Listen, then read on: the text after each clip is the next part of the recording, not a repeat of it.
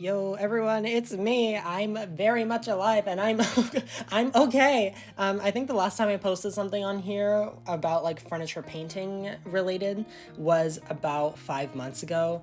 Yes, I know, I'm very much kicking myself in the butt for that. But I did post a video about 2 months ago. It was like a thrifting video, but that majorly flopped. But we're not talking about that. We're talking about furniture painting. You know what? We're leaving those days behind. But anyway, it's a new year. It's March 2022. I don't know why my computer says 2021, but you know, I'm gonna fix that. It's all good. It's all okay. But anyway, so today I am filming myself, but this was actually filmed like, I'm sorry, this was filmed like, I don't know, I think a month and a half ago, but I'm only getting around to editing it now, but it's fine. We're doing this. So today we're painting this beautiful French Provincial desk, not a desk, it's very much a dresser. I'm very ecstatic to be back. Can you tell? Like, I'm very enthusiastic about all of this. So yes, right now I am filling the holes because I didn't really like the original pulls, especially if one of them was broken and I didn't feel like mismatching a bunch of hardware to try and match the top to the bottom. Like, no, I wasn't having it. So I decided to fill all of them. I very much recommend using Bondo for this part, even though I used spackle. Generally I use Bondo, but I didn't have it on hand, so I just used spackle. Even though they kind of serve the same purpose, Bondo is much more secure in the long run, but spackle did the job perfectly fine. Do you see the top of this dresser? I can guarantee you see the top of this dresser. Anyway, so yeah, it was pretty beat up, so I decided to completely sand it down, and I knew that I wasn't going through any veneer or anything because this piece was solid wood, people, solid wood. I can already hear, why did you paint it, in the comment section, but whatever, it's my furniture, I can do whatever I please. Okay, Brandon, simmer down, you don't want to get canceled on your first day back of being gone for 5 months, but anywho, I sanded down the top completely. I used 80 grit sandpaper, then went to 150 and sanded it all smooth at the end with 220 grit sandpaper. I then chose this beautiful stain color called Dark Walnut by Minwax. I have two favorite stains. The first one is this one, Dark Walnut by Minwax, and my second one, I'm pretty sure it's called Espresso by Varathane. I don't think they're gel finishes, I think they're water-based, but I'm not entirely sure, don't quote me on that, but I just like the liquid form, not the gel form.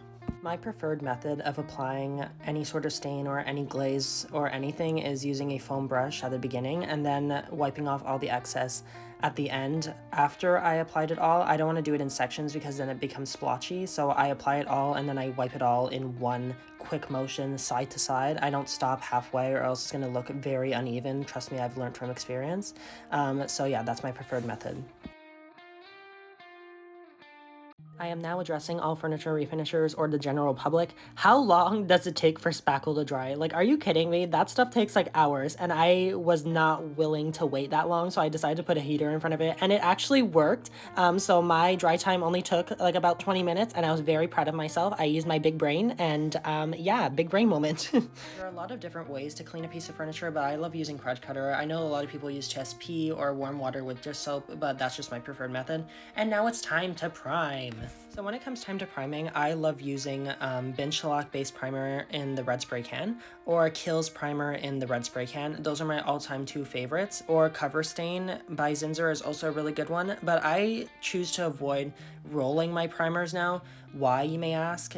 I know you must be wondering. Because I find like it gives a weird texture, and even though if you can sand it smooth, I just prefer spraying it. I know it's more costly, but I just find it gives a better finish overall.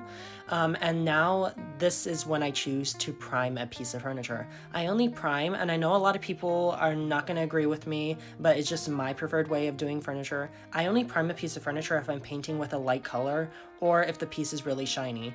If the piece is really shiny, I know that the paint won't adhere. It's just gonna flake off and it's just gonna peel off. Like, what's the paint gonna adhere to? Nothing. So you can either scuff sand it and then prime, or just scuff sand it if you're painting with a dark color. But if you're painting with a light color, definitely scuff sand and prime.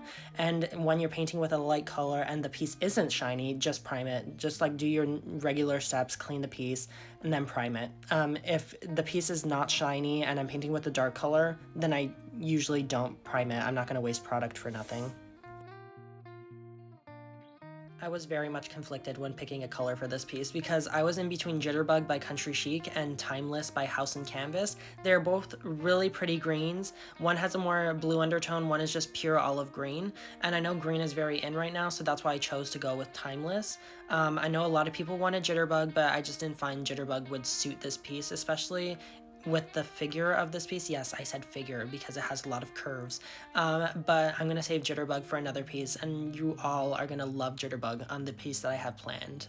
So as you can see here, I'm using my HomeRite sprayer today. I usually use a Wagner Flexio 3000 sprayer, but I've gravitated more towards this HomeRite sprayer recently. One, because it's simpler, and two, because the finish that it gives is exactly the same as the Wagner Flexio 3000 sprayer.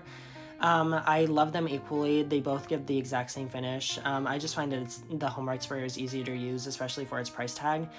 So I'm using that one more often in my videos, but I still do very much love my Wagner Flexio 3000 sprayer. It will always have a place in my heart, always.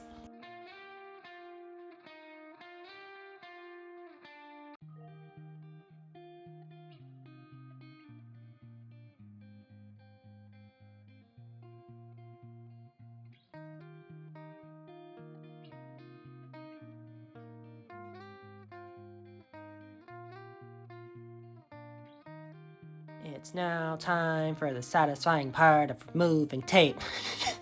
I must say that you have to have a lot of patience when peeling off this green tape, especially if you do my method being putting green tape all over the top and then peeling it off when it's done. A lot of people are like, oh my god, that's such a waste of green tape, you're wasting so much money. I get my tape at Dollarama. Dollarama, it's probably like Dollar Tree if you're in the States.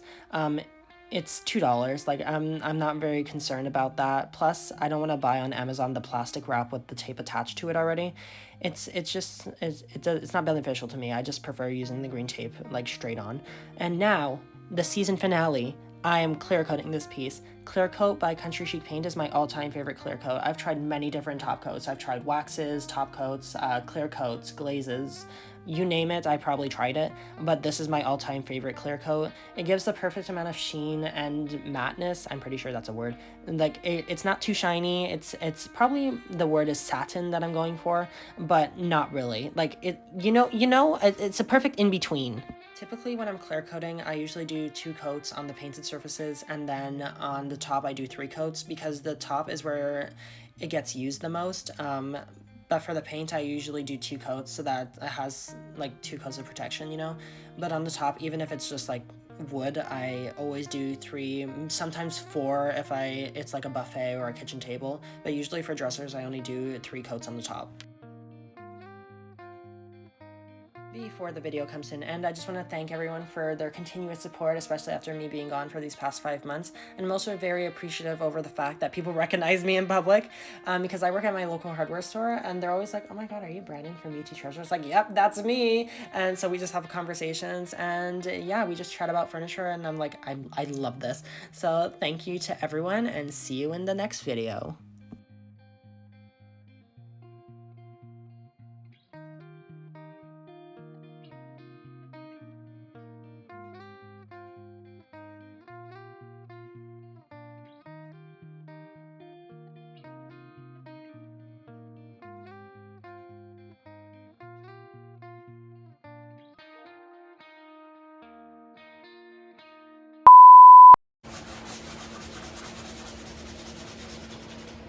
Hello? Hi, I'm back here. To whoever sands furniture full time, like does this every single day, every single detail needs to be sanded, I congratulate you because I could never. This shit is exhausting.